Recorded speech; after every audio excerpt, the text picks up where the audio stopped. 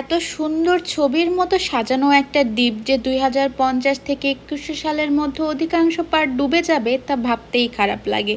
বলছিলাম মালদ্বীপের কথা, যা সমুদ্রপৃষ্ঠ থেকে মাত্র ১.৫ মিটার উঁচুতে অবস্থিত।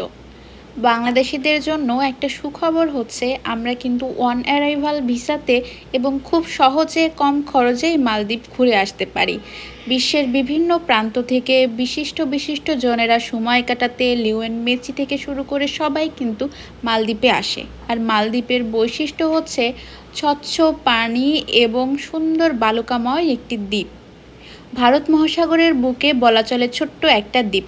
১২০০-টিরও বেশি প্রবাল নিয়ে গঠিত এই দেশটি যেন নীল জলরাশির মাঝে ভাসমান রত্নখণ্ড।